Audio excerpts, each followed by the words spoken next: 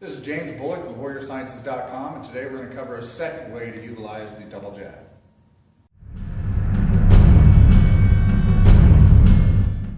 Today, what we're going to do is we're going to cover a second method for utilizing the double jab. In the first video that we did on the first way, it was linear.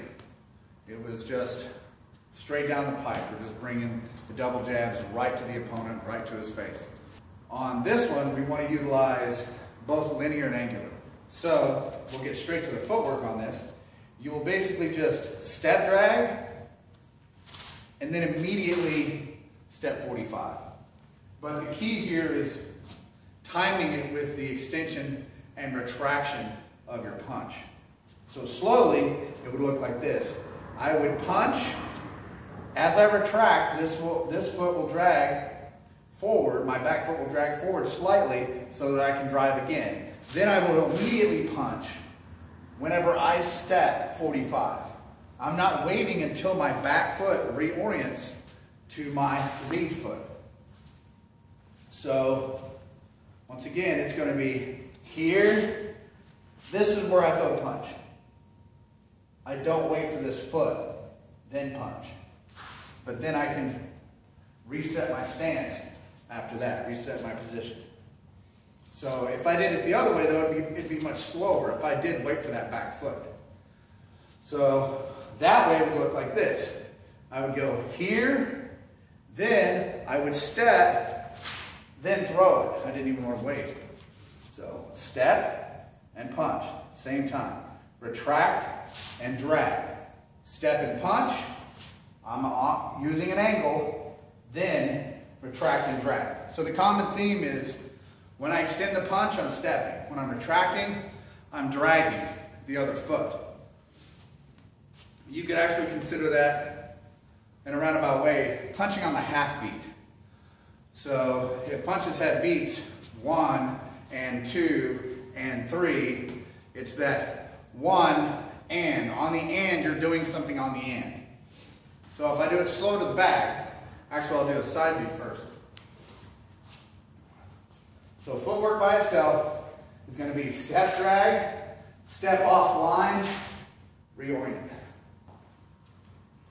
Now with my hands, slowly, it's going to be here, here. You really want to do your footwork by itself a lot. Footwork is the most important thing to do as far as your stand-up is concerned. I would argue that with anyone. The most important thing in the world to do is your footwork. Nothing even comes close to mattering as much as your footwork does. If you can gain some mastery over it, you can do anything you want when it comes to your hands and legs. There's some atrocious fighters, form-wise and technique-wise, that we have seen in the UFC that loop punches, that load punches, that lead with their shoulders, lead with their head, come up all the way off the ground when they throw punches. But they have superb footwork. They have phenomenal timing. They have just incredible accuracy, even with complete crap form. So who are we to correct them when, well, they have been multiple-time world champions and things like that. So, but we also know those that are very precise. For example, Anderson Silva and his footwork is just absolutely insane. Okay, so once again from the side, punch and step, retract and drag, punch and step. Notice I did head movement too. I moved my head to stay over my leg. And then retract and drag. Something that you don't want to do is just this. You don't want to just go here and then leave your head there. Move your head with it. Because he may have slightly stepped offline whenever you did that. So if I do it slowly to the bag, I'm going to stay out of range on the first one, so I won't land the first one. So I go here, here, and then right from here, I'm going to step and punch at that angle at the same time. And then I can reorient my leg.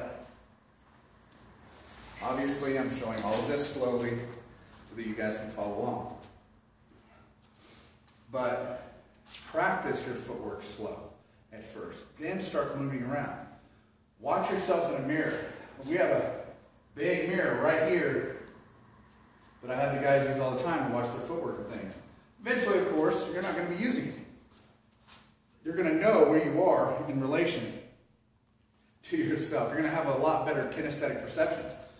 You're going to be able to know that your foot's in the right spot whenever you move. But do your footwork slowly at first. It's just like throwing punches or anything else. Go slowly. Work slowly. Be patient. Be exact. Be precise. Be perfect whenever you move slow if you can. It's very simple in concept, but it's something that if you practice it, you will land more often. I promise you, you will land more often. These are really tiny things that make a world of difference. I love small details. The devil's in the details, and I prefer to focus on the details when it comes to anything. And that's a second way to use the double jab. This one may not land if it's my opponent. So then I drag this foot as I retract this hand. Here, and then I would immediately fire again as I stepped. So once again, look at the footwork. It is